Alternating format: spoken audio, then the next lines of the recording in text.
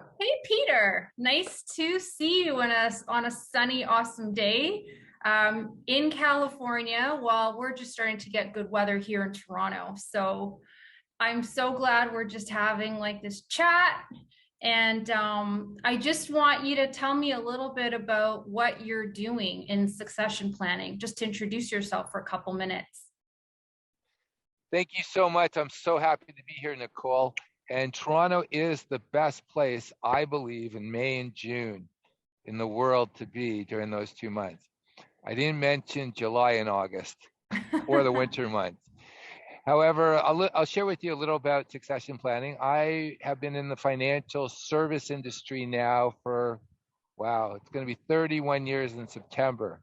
So it's quite a long time. I was a little puppy back then. I like to think I'm still a puppy, but I turned 53. So I've been in the business a long time. And one of the things that has happened and where I've actually followed the herd, and I mean the baby boomers, both you and I are what you would call Generation X, Mm-hmm. being born from, let's say, 1964 to 1980, and then you have the generations after. Our generation is a third smaller than the baby boomers. So I just want to share with you about succession planning. Succession planning is helping people transition out of their businesses to the rest of their lives that they're productive.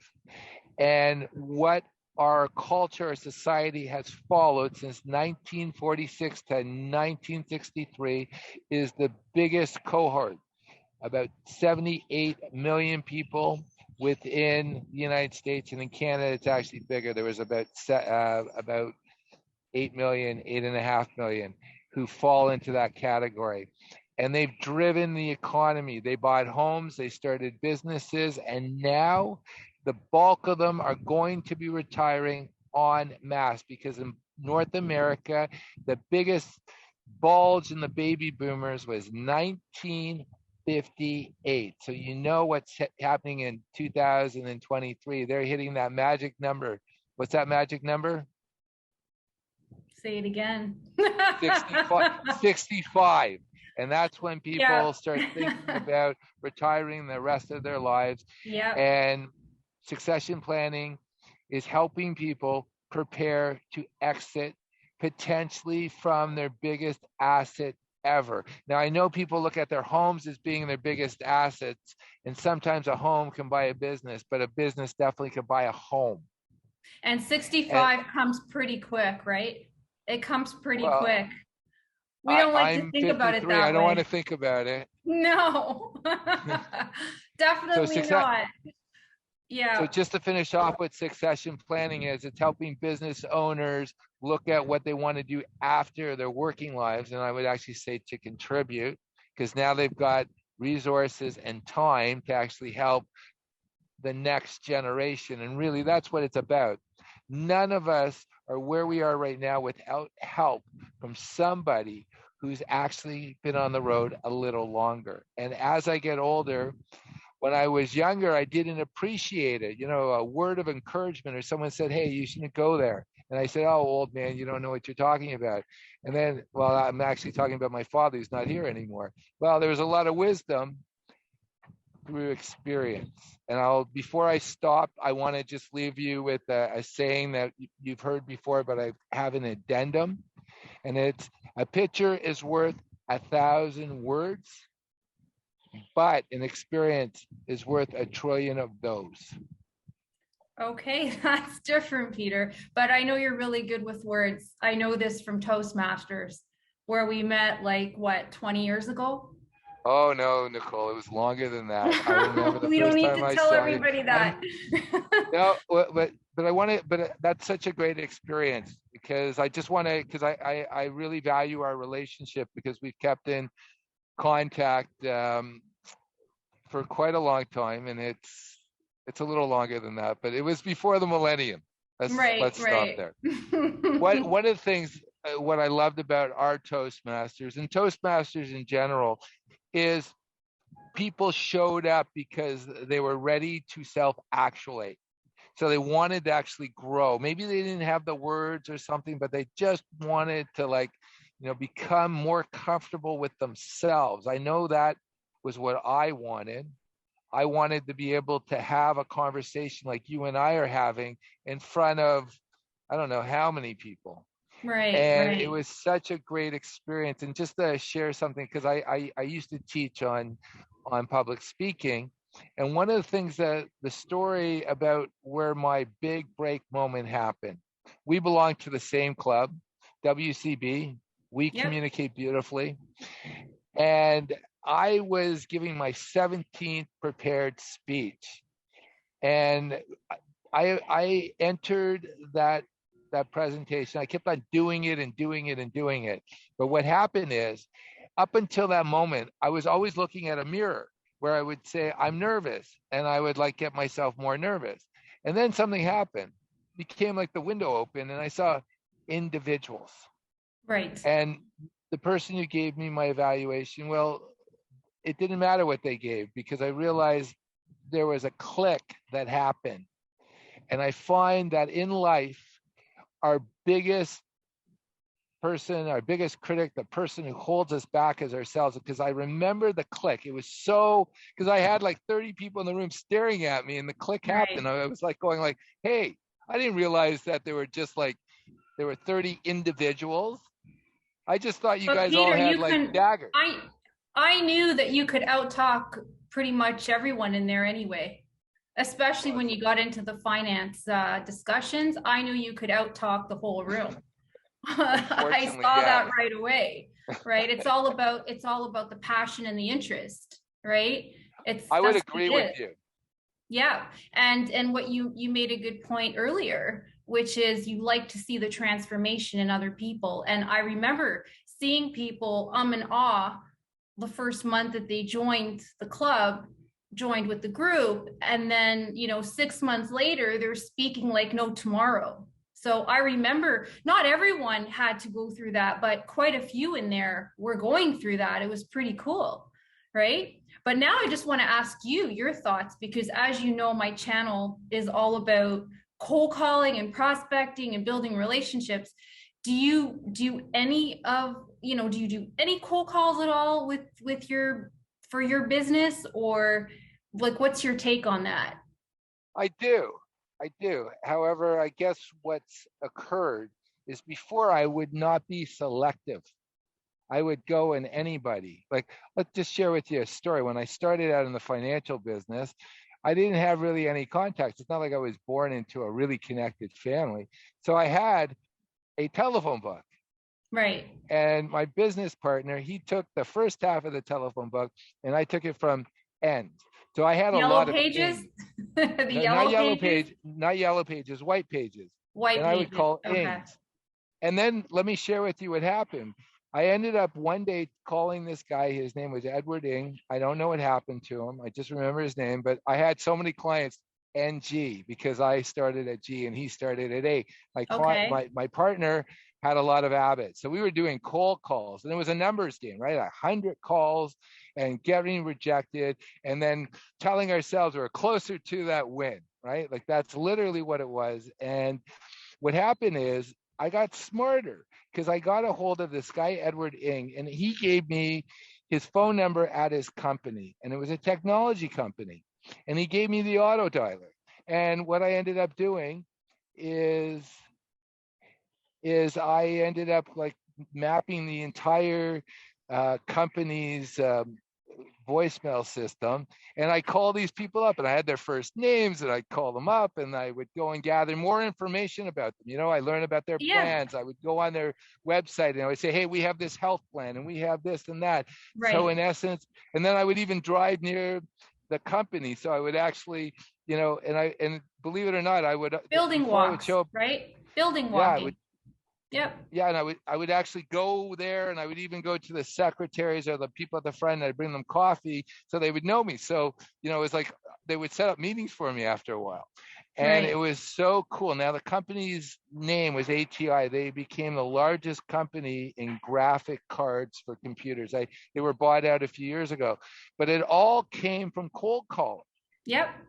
And it was a numbers game. Like I knew exactly if I followed my speech, I could get them. I remember exactly if I paused at a certain time because the pause was the key, because I would go and say, "Hi, Nicole, it's Peter Merrick." I wouldn't tell you what I did. You needed to give me permission to continue. And I would continue. And then I would go at the end, I say, "I called you at your work. I know your extension number." I would say, "Nicole, your number is 416." And you would then automatically correct it for me. Right. You would go and tell me it was 905. So I basically knew if I did what I did, I would go and have a good outcome. And then, you know what I discovered? I became so good at that. When I went to my first meeting, the person wanted to buy something from me, I didn't know what to do. So I had to learn that skill. Yeah. And that's Well, the thing. everything's a step, right? Everything's a step in the sales process. But that's really interesting. And back then, it was easier to make calls and they were more acceptable, right? If they were pure cold. Today, it's still acceptable, but you have to navigate so much more at front reception. You know, gatekeepers are told to screen calls. There's so much stuff dealing with, you know, automated systems and, you know, robots and not speaking to live people. Like there's so much more to navigate today, right? There's so much more to dance around. But back then it was a lot easier. But I still feel if done right, you can get in the door. I say it all the time. There's just more to navigate, and people have to have the patience to take the time to navigate those things to get in. But I love it. Like it's great. Can I share you an experience that I had that I realized? Sure. Old school is new school, and this is a really great example about like how people get so odd with their website and their newsletters and all this stuff, and real forgetting that you're a human being, I'm a human being. Right. So I have to share with you a story that makes this point, because it's such a learning experience. And what came out of it, I can't even begin to share with you. It's beyond money. It's just my life experience and the people I've met. It's just been incredible. So I was going back to Toronto. And as I'm going back to Toronto, I'm in downtown San Diego, because I was flying before COVID. I would go back every 2 weeks for 2 weeks. I was back and forth. I had no real home. And I walk into a place and I see an organization called Vistage. For those of you who do not know who Vistage is, you have to own a company that does at least $5 million a year and has like 10 employees or something like that. And I said, my book is perfect for them because it's on business. So I went to the dollar store and I bought a bunch of thank you cards, you know, like and they come in a package of 8. So I bought a pack of 20 or pack of 30. 8 bubble envelopes to go with it.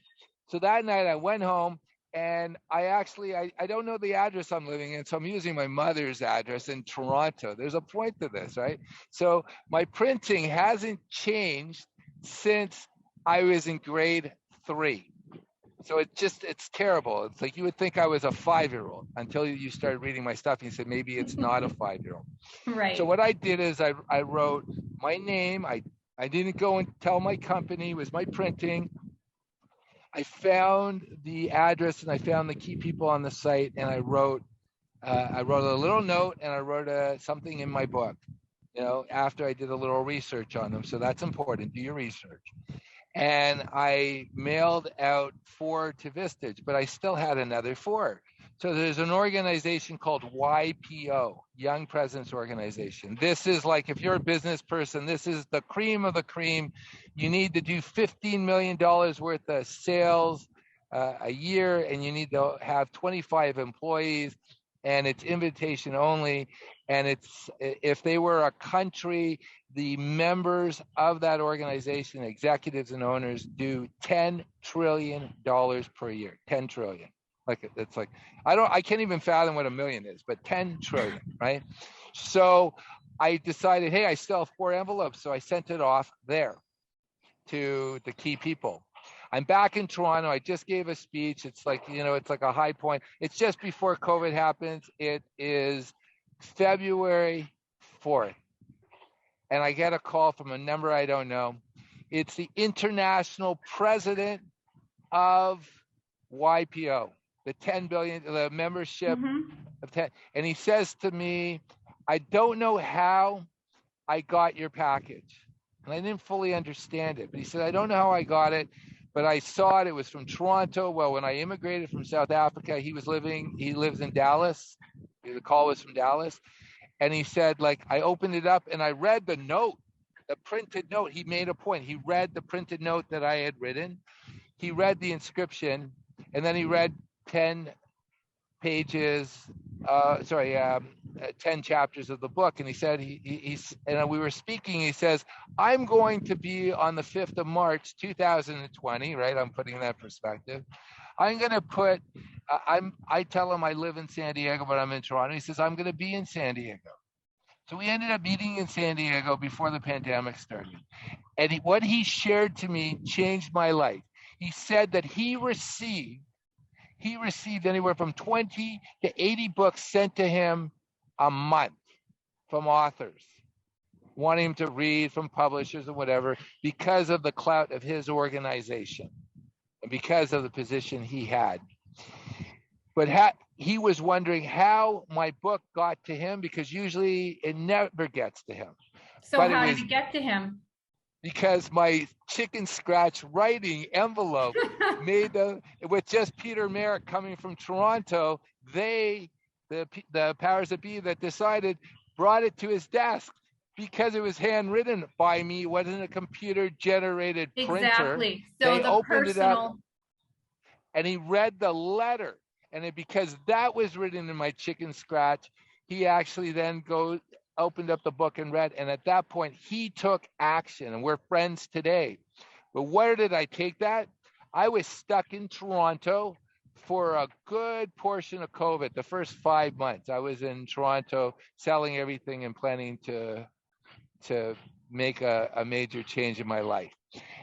And what I did is every day I looked up billionaires that I did not know. I discovered that they all have foundations. And what I did is I did the same thing I did to him, to them. I wrote my chicken scratch. I sent it to them. Every day I would get on my electric scooter and go over to Atkins and Bathurst, the Shoppers Drug Mart. Yep. Yeah, they got a Canada Post. I would pay like $200 every day. I spent like $10,000 in postage sending stuff out, and I sent my books out. And I would say I had about 15% picked up the phone and called me. Just because of that personal touch, that personal note, just because of that. I believe that. And I want to share with you one big insight that I got. I didn't give my address. I just put my phone number. They wanted to contact me. So a good friend of mine asked, aren't you upset? You spent all this money and you had only 15%. And I said to him, the ones who were supposed to connect with me connected, and the ones who didn't weren't supposed to. And that is life, and that's clients, the people who are open to it. If you're open to something and you make the call, and that person's going to say, you just made it easy for me to move forward. I believe that. I do too. I believe that in so many ways, what you just said. It's the connection, and it's like the opportunity and the excitement and just that personal connection. And you found a way to do it with that, just like a sticky note. You put it on top of your book. But I have to ask you before we finish off, you, what's the title of your book? You haven't stated it yet. I know the title, but what is the title? I'm getting a little awkward. You're never awkward, Peter. I only have my older version. I don't have the newer, but this is good because you're going to have a lot of Canadians. The newer version has an American flag because we know that Americans love their flag, right? It's called The King of Main Street. Yep. And the reason I called it The King of Main Street is we mentioned that I've been in the financial industry for close to 31 years. And life doesn't happen on Wall Street or Bay Street. It happens on Main Street. It's the kings and queens. And those are the people who make things happen, make the economy happen. And those are the people listening to us right now. It's the average person who goes out, has a vision, makes something happen, not someone who goes and works and presses a keyboard. I love it. And that's why I call it the King of Main Street, because it's the kings and queens of Main Street that make our economy work and actually put food on our table. I love it. I love the passion. Thank you so much for doing this, Peter. And I'm going to make sure that people can find a way to reach you. Well, thank you so much, Nicole. And I want to just leave with this. Nicole, you and I have known each other for, I'm not going to. It's already been said. Nicole is skilled because she's been committed at doing this. I remember back in the early 2000s, you were the cold call king or queen. You know, you were dealing with the expert. Okay. But not only that, you read the books, you reached out to those people, you got their training, you got their mentorship, and you stuck at it. And this is my suggestion about cold calling or anything else. You stick at it and you will change the course of your life. If you want to change the course of a river, you don't take a crowbar to it. You take stones and you keep on throwing it. And eventually that river, the course will change. And that's the same with your career. And that's the same with cold calling. That's the same with sending out those letters. It's sticking to something and being passionate about it, because that's going to get you over the hump when you get frustrated. Nicole, it's been wonderful. I couldn't agree with you more on that. In anything that we do, in any industry, I could not agree with you more on that. Thank you so much, Peter. Thank you, Nicole.